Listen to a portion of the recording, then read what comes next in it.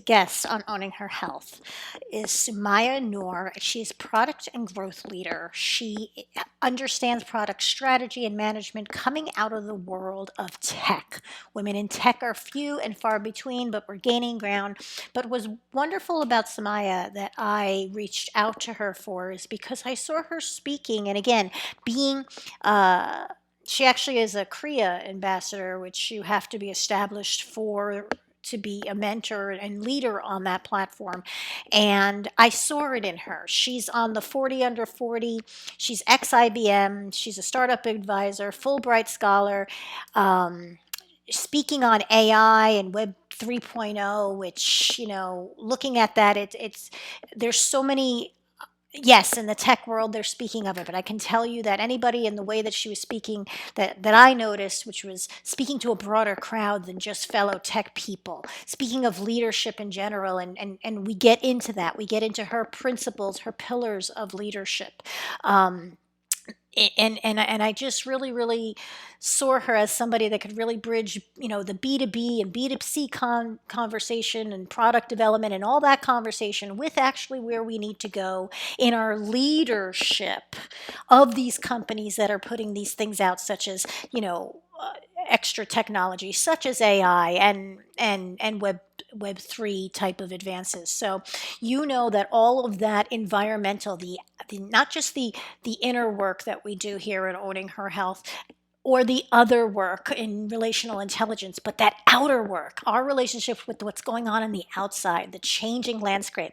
That's what Sumaiya Noor and I speak to today. Welcome to this episode of Owning Her Health with your host, Dr. Lisa Holland, PT. Join Lisa as she starts the conversation on what it really takes to become a healthy, wealthy, and whole CEO of your life. Listen in to real talk by real lady leaders in all walks of life as they open up on personal health stories, wealth, career, and feminine abundant living. We'll walk the goddess path less traveled together to respectfully debate, supportively co-create, and wildly celebrate the unique passion, gratitude, and impact only a connection with women in wise counsel can provide. Learn how to grow by owning your body, expanding your mind, and aligning your soul with the purpose only you can pursue in this world. Happiness begins with owning her health right now.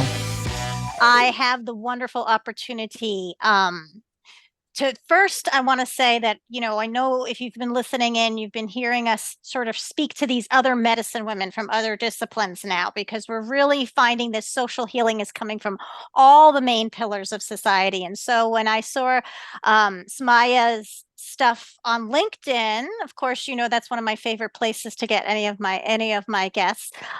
She was speaking of some leadership development. She was speaking in sort of a collective, holistic way, but her background is in tech. But this is what I want to tell you guys, that there's so many of us medicine women coming out from all of the industries now, bringing this innovation. And one of those big places we're all speaking in our own industries, and which is going to be a cross market, is in leadership development. So thank you, Sumaiya Noor, for being here today. Why don't you tell the audience who you are and how you got here into leadership after going into tech, how you even got into tech? That's not it's definitely more popular than, let's say, 20 years ago, but it's still not a number one thing that you see women go into. And what you want to kind of really focus on our talk today for our Goddess Chat. Sure. Thank you so much, Lizette, for having me here. I'm really glad to be here. So as you mentioned, that my background is from tech and business, and I am actually leading teams throughout my career of 15 plus years in product management, digital transformation, and talent management. I have worked across 4 continents, multiple countries in all these domains. I started as a software engineer, but then I transitioned early on in my career into digital product management. And from there on, the journey of talent management as well as digital transformation went on. Now, if I talk about leadership, because one of my most recent roles was as a chief product strategy officer. So I was at an executive level myself, and I also do a lot of advisory and consulting work with companies and startups all over the world. Yes, most of them are in technology.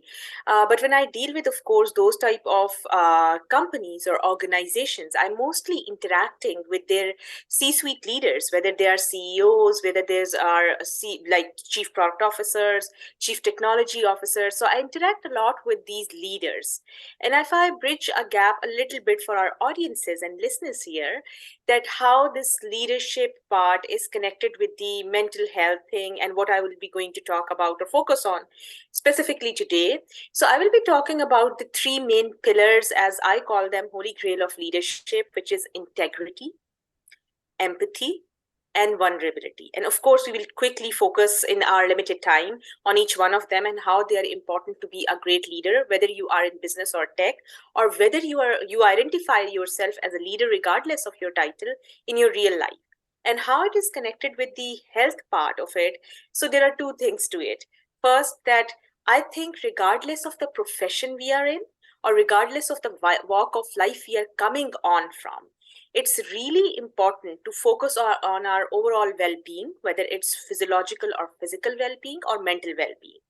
And it's also really, so that's one thing, and that's why I am a practicing naturopath for last 13 plus years. So that Oh, is I one. didn't know that from our conversation Yeah, before. yes, I am. Wonderful. No Yeah. wonder, no wonder, no wonder you're making these connections that I noticed Exactly. as And you're so speaking. that's the first connection. And the second connection, I believe that the topics of today, then when we will be talking about these three pillars of leadership, which is integrity, empathy, and vulnerability, I think it's really important for our audiences to identify that being a great leader, or which distinguishes you from a good leader, definitely requires these three basic traits or characteristics in anyone's personality, not only for their overall well-being or a very good leadership style for themselves, but also for the people who are surrounding them, whether they are their direct reports, whether they are peers, or whether they are their managers. So I think it's connected from the health or well-being in two ways, as I mentioned earlier. One is my naturopath background, and the other one is that how these traits make someone an effective leader, whether they are in tech or business settings or in other life settings, and how it is so important for the well-being, especially the mental well-being and overall well-being of the people surrounding them. So that is the little bit of a context, and of course I would be discussing each of the topics specifically, and I would be happy to answer your questions in the meanwhile too.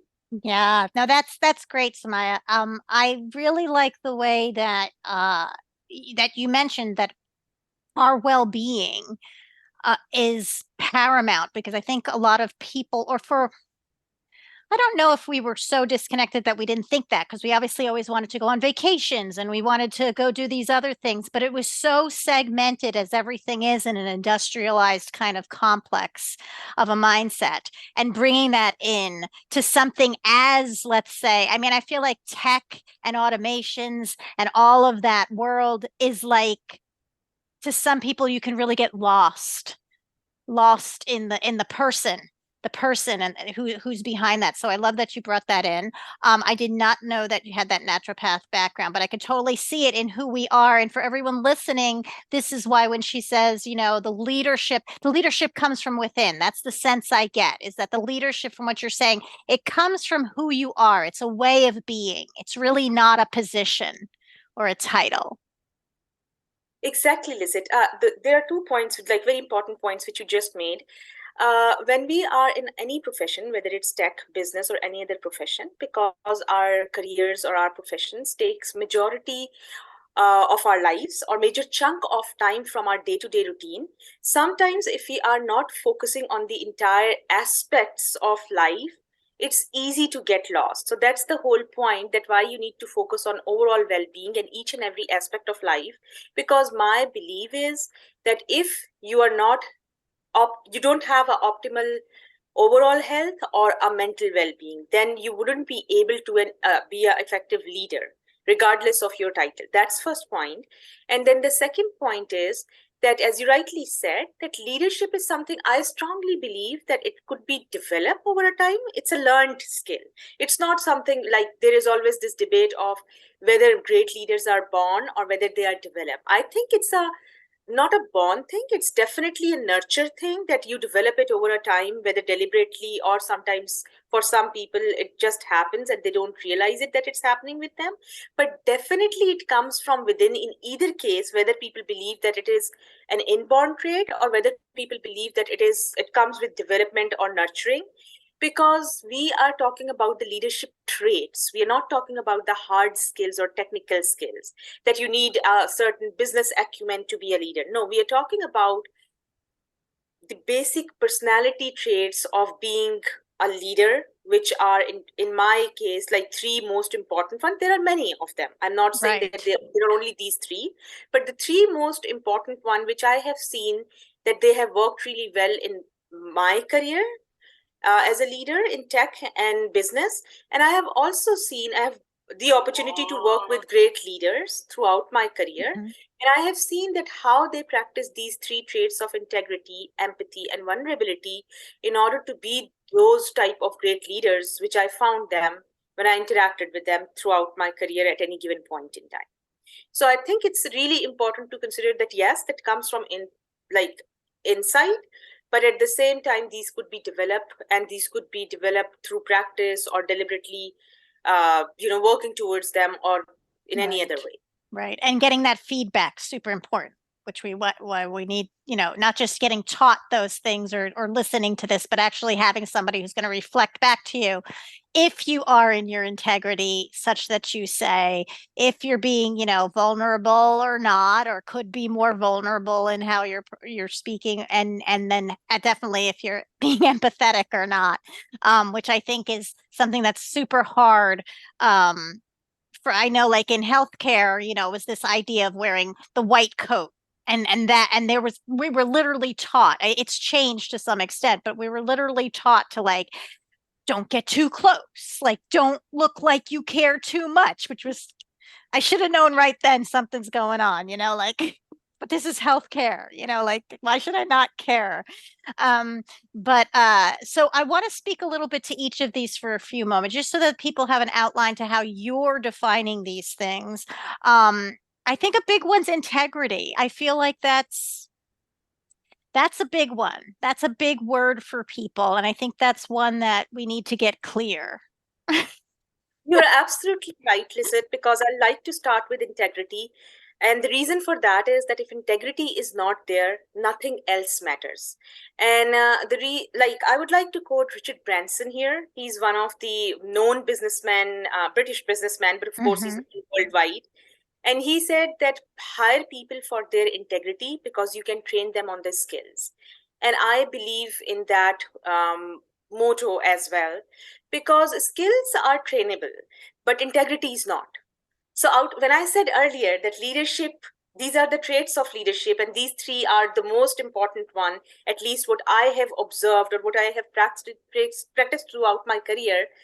But and all of these are teachable or developed over time. But integrity is not something that you wake up today and you decide, you know what, I want to take a class and I want to attend a Right. conference or I want to take Right. a What are the certification. top 10 things Yeah, for exactly. And integrity? and then I will be very high on the continuum of integrity. No, it doesn't happen like that. It's a phenomena. You have to build the base from very early on in the development, ages of a child, and you have to inculcate the integrity part into their child's psychology right from the very early developmental stages. You as a doctor would know that better than me. And then integrity keeps on building on those basic blocks over the period of time, and when you reach a certain phase in your career, when you become a leader, like whether because of your title, because of your position in a certain organization, or whether just because you identify yourself as a leader, whether you are a community leader, whether you are impacting so many different lives. Because first, let's step back and start with a leadership definition of leadership. Leadership, to in my understanding, is a simple concept that if you are impacting lives positively, if you are making people take decisions without forcing or compelling them physically to make those decisions, then you are a leader because you are influencing them in certain ways.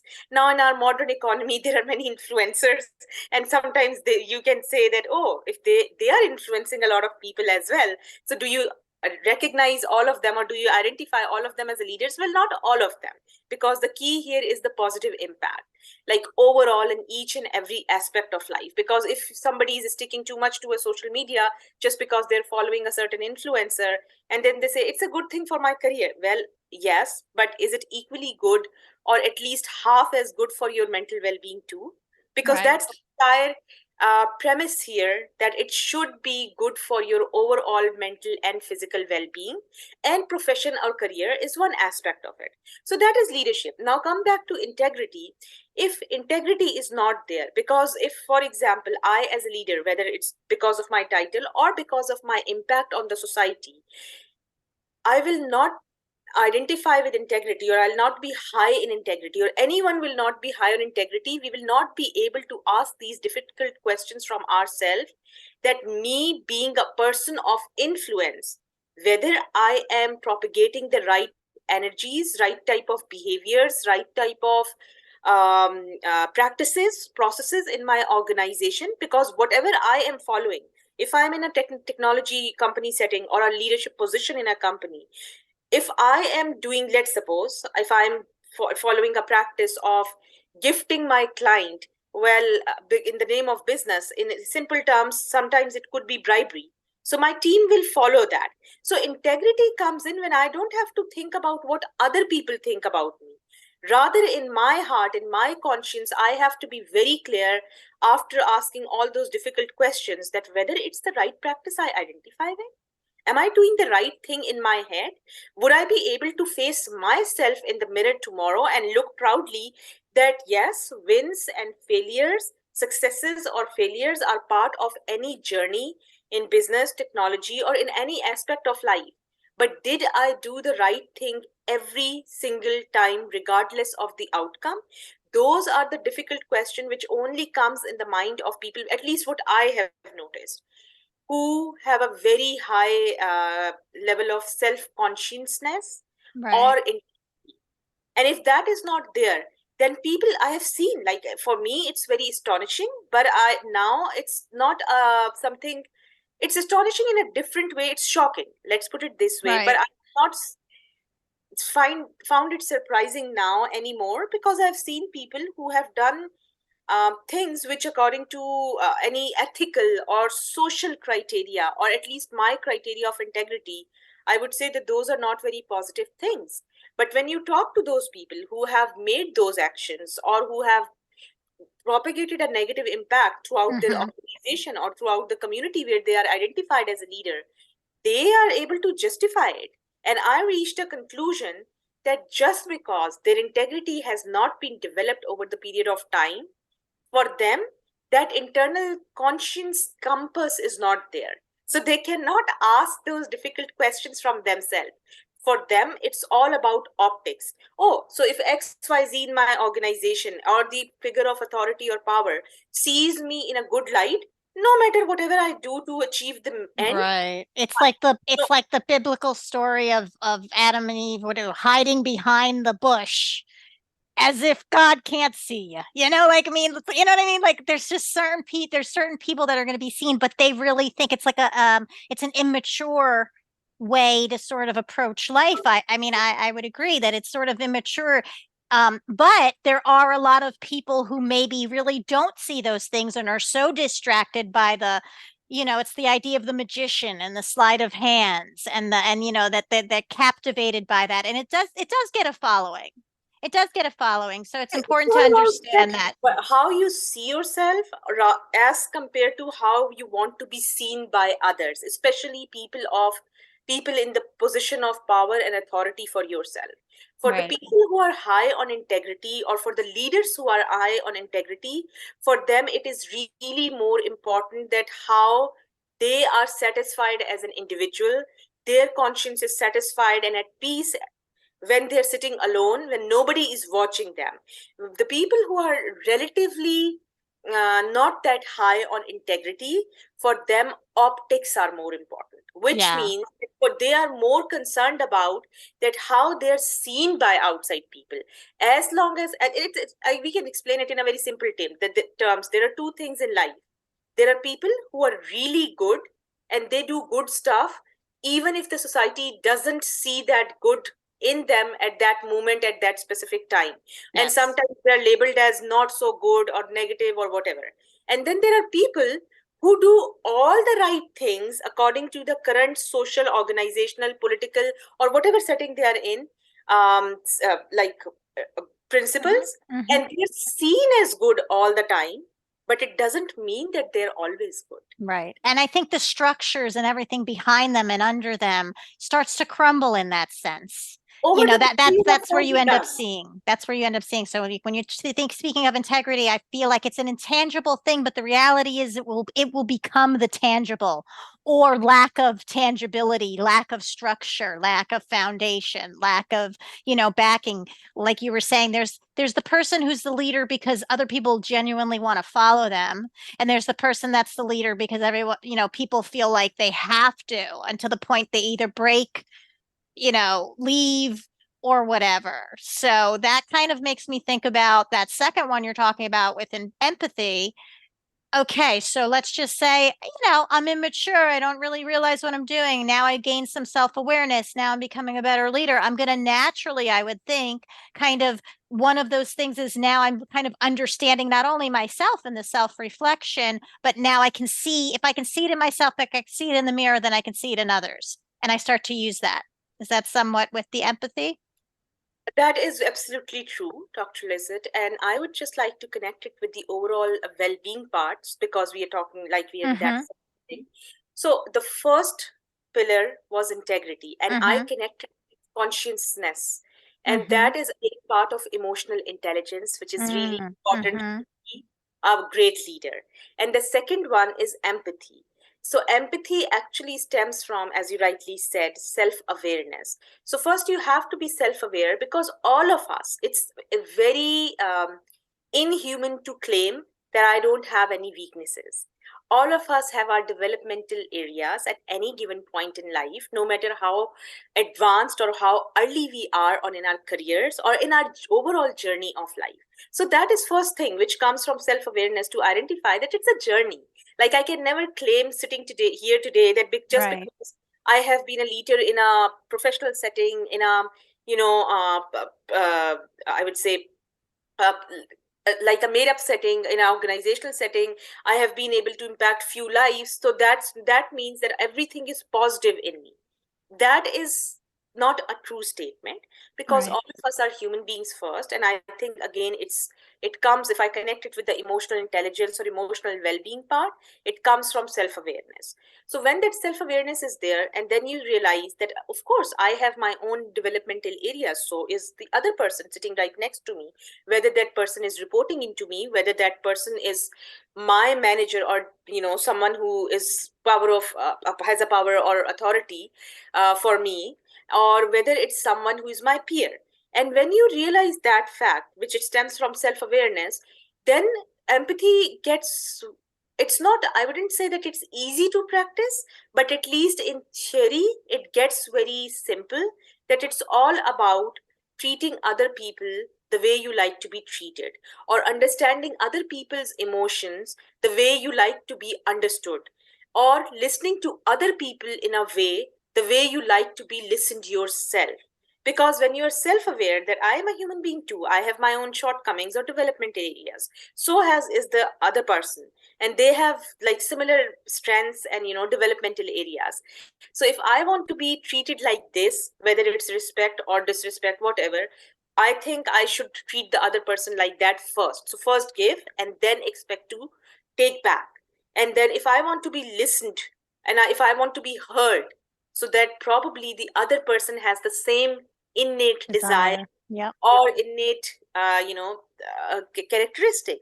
If I want to be treated with respect regardless of my title in the organization, maybe the other person wants the same. So it's Right. all about like self awareness, that first of all of us are human beings regardless of our titles, our position, our social, our uh, organizational, our financial status in the society. And then from that self-awareness stems the fact that if you're emotionally intelligent, only then self-awareness would be there, because self-awareness is the first step in emotional intelligence journey, like technically speaking as well. then you would be able to empathize with other people, that if I want to be treated like this, I should treat others like that as well. I And then like that. it actually goes back to integrity, because if I value integrity so high, if I want, for example, Lizette sitting right next to me, and I want her to be honest with me in terms of our business transactions, so if I connect it with empathy, then Mm-hmm. Lizette expects the same from me. So you Right. know what I mean? So integrity and empathy, the first two pillars are connected, and of course the third one is connected as well. When we reach there, I'll show the connection. But it's exactly like that. That if I am empathizing with Lizette, and if I expect her to be high in integrity, whether we are doing some personal dealings or whether we are doing some business transaction, then doesn't she have the right to expect the same from me? It's empathy. Yeah, I love that, Samaya.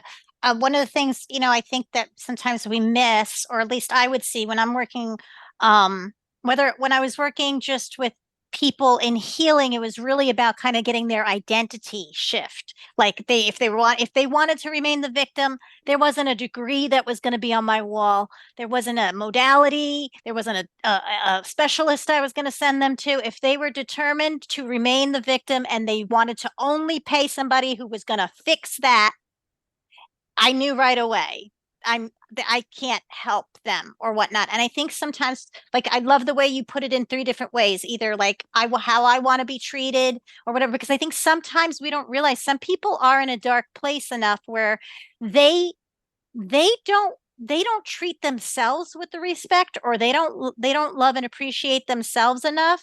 They don't put the self-awareness in themselves enough, like when we're talking about that overall wellness, that they are treating the other people the way they'd want to get treated, but they want to treat themselves badly. And so, sometimes we don't, but I like the way you say, well, if there's not that layer, how about with the way, but I think everybody, no matter how bad you're feeling or how hard you are in yourself or where you are in your mental state, you do want to be understood, or you do want to be at least heard. And I think that's a good sort of way to kind of tap into empathy. I like the way you said that, because I always struggled with that, having some people understand, or even like, the ethical sort of rules of, like, ahimsa or non-harming, or even like treat others the way, in the Bible, Jesus saying, treat others as you treat them like your brother or sister. But what if you're awful to your brother or sister? Like, you're gonna do that too. So I really, really like that. And I think that feeds into that third aspect to some extent of vulnerability, because like you said, like, if you, let's just say that other person doesn't have self-awareness, even though you're empathetic to them, and again, being that person who rises above because you have the integrity enough to be rejected, you have the integrity enough to be not listened to be challenged, and as well as followed. You won't always be followed, just even if you're a greatly, person in that way. So how does vulnerability kind of tie into all of this?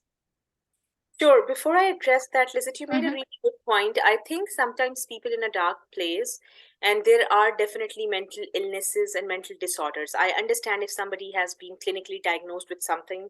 So, being an empathetic person, I also understand that it's not, even though if they recognize some of their negative or positive emotions or behaviors, it's not always feasible for them to control them.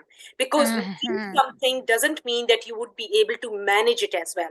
It's as simple as that, that knowing, let's suppose that if I have, God forbid, diabetes, doesn't mean that I would be able to manage it as well. So mental illnesses or mental states or mental emotions is exactly like that, like any other organ or physiological thing. But where empathy comes in, that sometimes, unless and until somebody is definitely in a very advanced stage of mental illness where they cannot distinguish between their thoughts, ideas, or reality, but when people justify that, oh, you know what, I have been through trauma at some point in my life, that justifies that now I will be doing all the bad things to all the other people right now. Right. That, to me, is lack of empathy. Because if you Mm. have really used your empathy and self awareness to go through that trauma, and if it has not affected you enough to be so clinically disoriented that you cannot differentiate reality from your thoughts, whether those are negative or positive.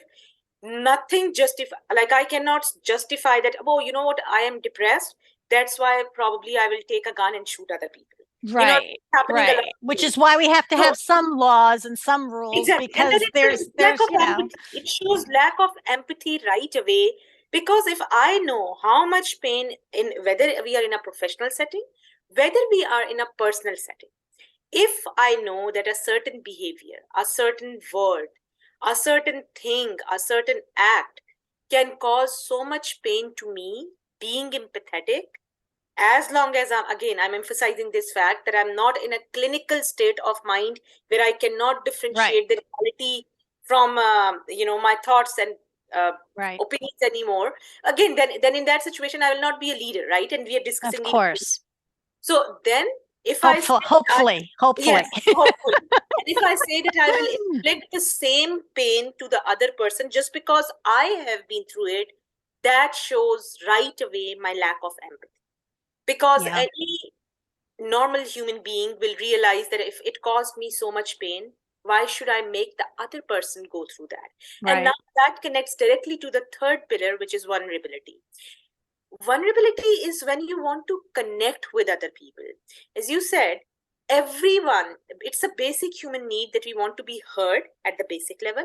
And then at the highest level, we want to be understood, because there is a huge this difference between being heard and being understood. Right. And the point here is that why vulnerability is important for being a great leader in a professional setting first, because if you will not be open, if you will not be making those trustworthy relationships, if you will not be making those transparent conversations with your team regarding the business inputs, outcomes, whatever is happening in the business right now, within your team right now, whether it's the hardcore facts about financial statements or financial performance of the business, or whether it's how the team is interacting with each other, then you cannot expect the team to be open with you. So Right. again, the same thing, that if you will not show the vulnerability of being transparent and open with your team in your communication about whatever is happening in the business, then you cannot expect them to share the honest feedback with you, which we discussed at the beginning of our Mm-hmm. conversation, Mm-hmm. that this is my feedback regarding certain business process or business outcome, and this is what I think as a team member is causing this problem, or we can improve this situation by doing X, Y, and Z. That vulnerability should come from my side first as a leader, so that I can put my team in a state of psychological safety where they feel very safe to share their honest, candid thoughts, feedback, and opinions. Yes, it would be great if that is backed by data, but at least I am giving them that space. I'm providing them that psychologically safe environment where they can candidly share their opinion. So that is the business aspect or professional aspect of being vulnerable. Now come to the personal life. I strongly believe, and this I have observed throughout my life, I wouldn't say career because we're talking about the personal Mm-hmm. aspect, Mm-hmm.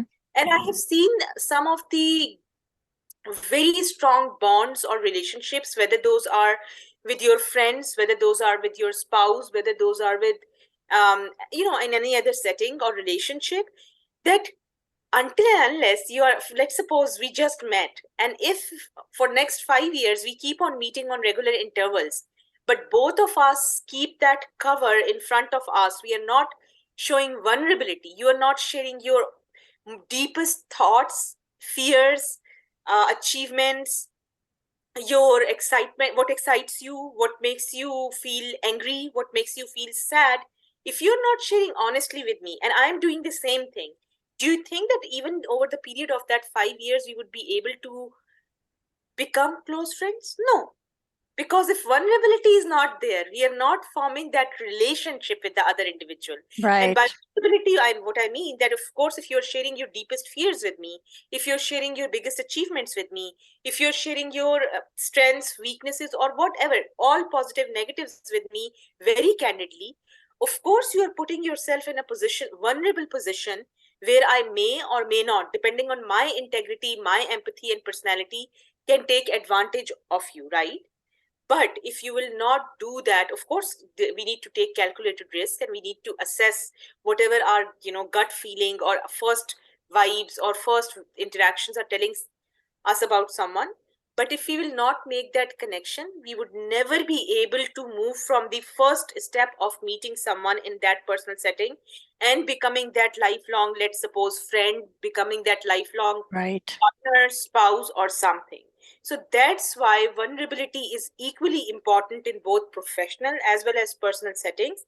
And if I connect it back with the empathy and integrity, so how it is connected with integrity, that if somebody has high integrity, then when they will become vulnerable in a certain leadership position, they will be saying all the things which are genuine, because they will be questioning in their own head or in their own heart, whatever you want to call, that if I'm sharing this with Lizette, am I truthful to her right now? That comes from my integrity, connecting it back from my consciousness, right? And then how it is connected with empathy, that if I think in my head, oh, you know what, I can deceive Lizette by telling this fake story about my career achievement. But then I will quickly think, if I'm empathetic, what if Lizette is doing the same? So we are not making that genuine bond, and both of us are, hyperinflating our achievements in the career. Right. Then it's And like if two masks, right? Two exactly, masks getting into a relationship. exactly, and then we are making that relationship, and I am basing some business, process or some Right. business objective or outcome on your hyperinflated achievement thing, and you are doing the same at my hyperinflation of achievement. You think that we would be able to achieve that desired outcome in the business? Not really, because Right. both of us hyperinflated that. So that is where empathy comes in, that if I am lying, maybe the other person can lie too. And that's when it is connected back to the vulnerability, that I have to be, if I want to have a genuine relationship again in a business setting with my team, I have to be very honest with them that, guys, yes, I am your leader here, but I'm, I'm really good with the strategy part or the vision part, but I need you guys to execute it, because that's where your strength comes in. Right. That is Right. putting myself in a vulnerable position. And then and then again, that's great leadership as opposed to management, because it's allowing them to then find their leadership, right? Their own leadership, and manage themselves, which ultimately makes it easier on everybody. Everybody kind of gets into what I would, I see everything as a yoga. So like as you're speaking to me, I'm like, this is why I speak to sometimes of like intimacy in leadership, when people, because people have a kind of like a stuck, they get stuck that intimacy only is physical intimacy, and they like, but really intimacy is like what you're saying, the level of connection, the vulnerability I'm willing to, the risks I'm willing to take, my ways of being. And then another thing you had mentioned, it's really important to, yes, have the ability, connect with enough people that your people. You need to hire the right team. You can't just be like, you need to hire, if you want to have, like you said, if you have high empathy skills and you can read people, then you need to start expecting them to have those skills as well and be in those right circles. Because I think too many times we're putting together pieces so abstractly that maybe we're not thinking of the person who has those skills, or the skills of the person. Like you said, the skills can be taught. Do we have the person on the team to teach those skills as we bring those people on, like all the little pieces coming together? So is that kind of what you're offering people now? Like if I'm listening to this right now, and I'm saying, wow, Sumaiya sounds like she really knows her stuff. I'd love to like work. How could somebody like work with you and get some of this? Sure. And Lizette, you made a really good point. I would like to touch a little bit more on that. Mm-hmm. Said that it's important for the leader to be vulnerable in order to build that strength, or in order to enable their team members to manage themselves. There is a very good quote, and I go by that mantra, that great leaders create other leaders, not followers. Because Mm, when you are vulnerable, when you tell someone else, like right now, let's suppose if I'm talking to you, I tell you that, listen, probably the well-being part or the health part is your strength, but I understand this overall aspect of how well-being interacts with the mental well-being. So I can help you there, but for the actual as execution of the medication part, you will come in. I am not only making you a follower of mine just because the vision is mine. Rather, I am enabling you, I'm empowering you to be a leader of yourself based on your acquired skills over the period of time, whether those are technical or hard skills, or whether those are relatively softer skills, or if you want to call them organizational skills, because all of these are what we're talking about today: integrity, empathy, and vulnerability. These are organizational skills or relatively softer skills. These are not technical or hard skills. But I think that as we grow in our careers, and especially when we move up in the ladder in the corporate environment, these are way more important than your technical and hard skills, and the way you practice them and the way you employ these in order to be a great leader yourself and to create other leaders, not followers. Because at one point in time, someday, regardless of your tenure, your journey, you have to move on to the next phase of your life, whatever that is. For some people, it's right, retirement. For some people, it's switching to something else. But somebody needs to be in your shoes. And if right, you're only creating followers, then you're not a great leader. right. Because it really is kind of just setting up codependency.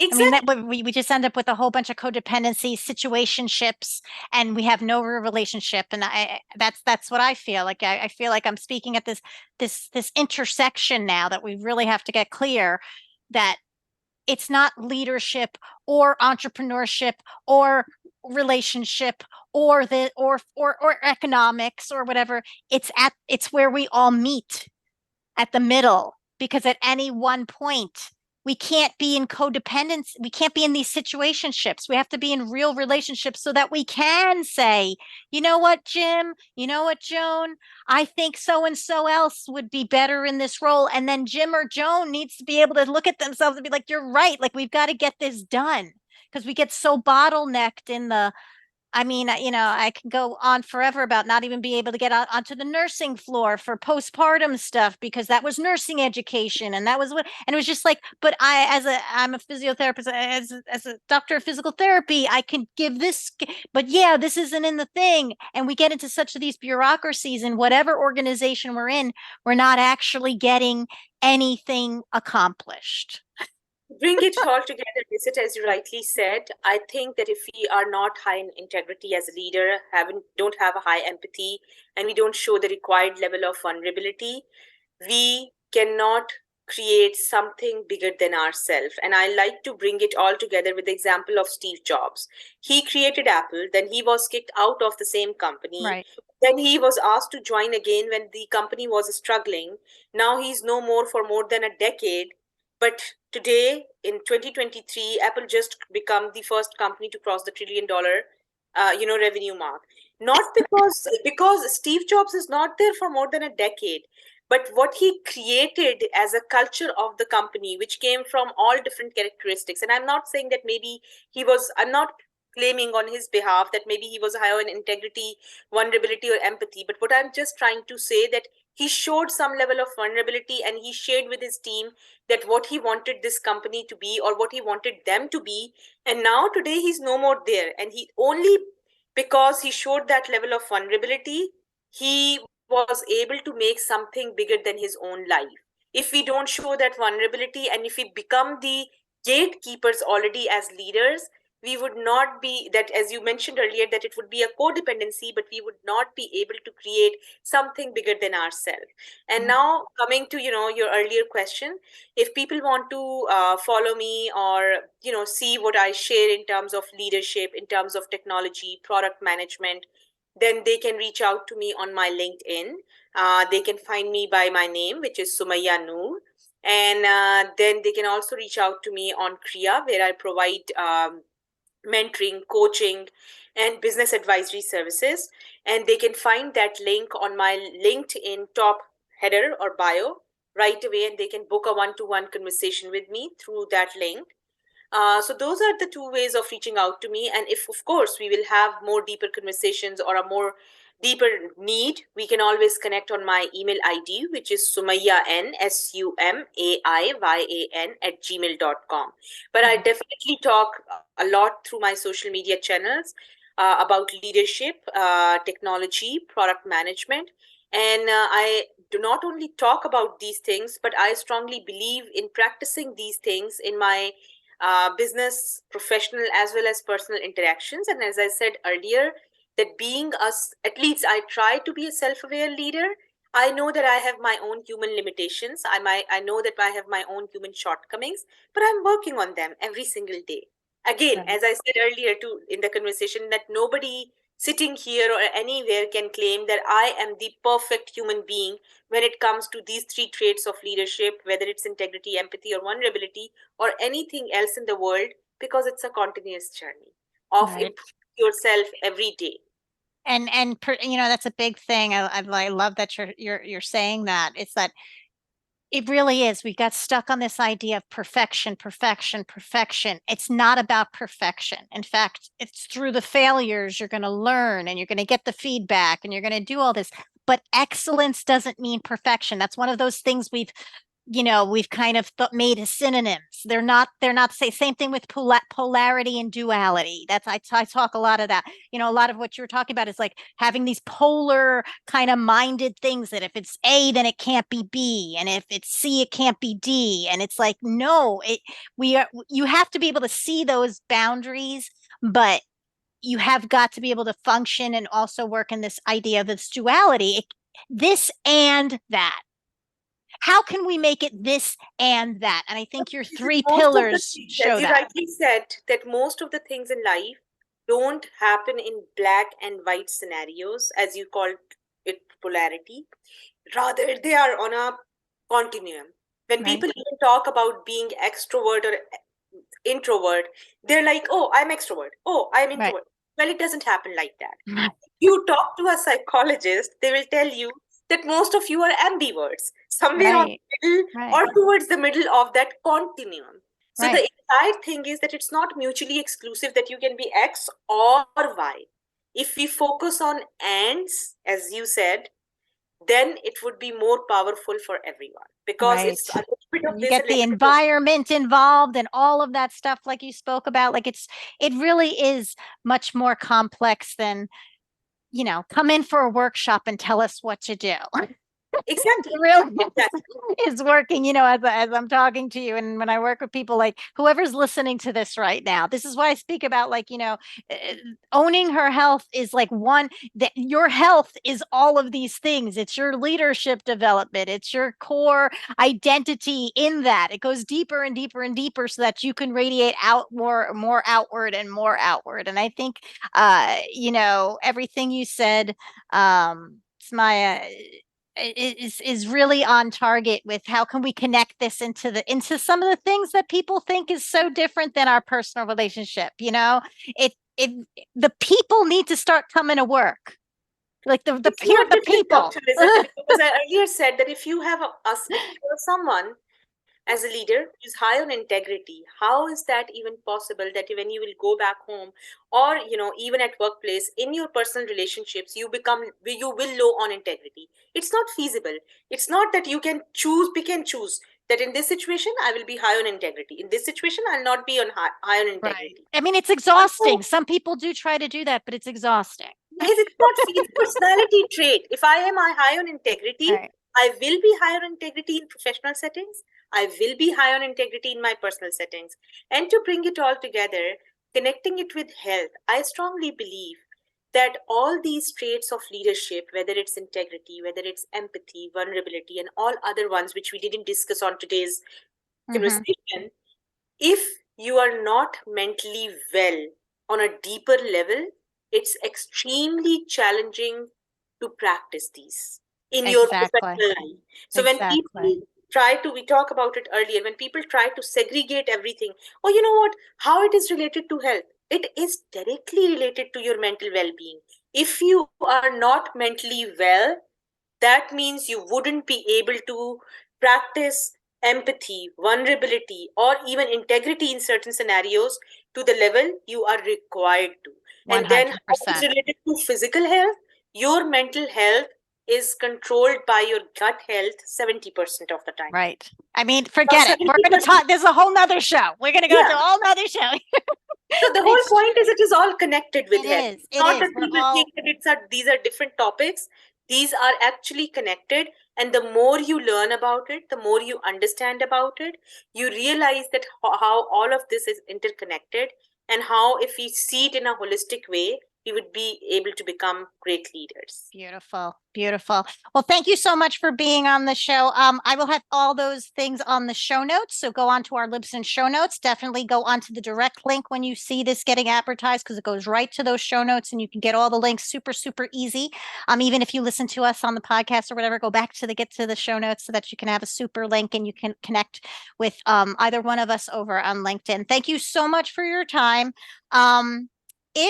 If you could we've got about 1 more minute left. In 1 minute or so or less, if there was one word you could have told yourself 10 years ago, what word would you leave with her just to help her maybe learn from some of your wisdom from today? Hope. Oh, I love that word. That's beautiful. Hope. Thank you so much. Always be hopeful. Thank you so much Thank you for so having much me. for Lizette. being I here. really enjoyed our conversation. I did too. Hope that our listeners, our audience, enjoy it in a similar way. I know they Try to will. get the theme or idea of here, and it was lovely speaking with you. And Thank you. We're not that hopefully- different. That's why, I've been trying to kind of, branch out of just the healthcare or the wellness or the people, what people think the mind, the body wellness, the spiritual wellness. This has got to get bigger. So I thank you so much for being one of those bridge builders. All right, everyone. We'll see you on our next episode of Owning Her Health. Take care. Thank you for listening into this episode of Owning Her Health with Dr. Lisa Holland, PT. To learn more about her personal and professional development service, visit her online at drlisahollandpt.com.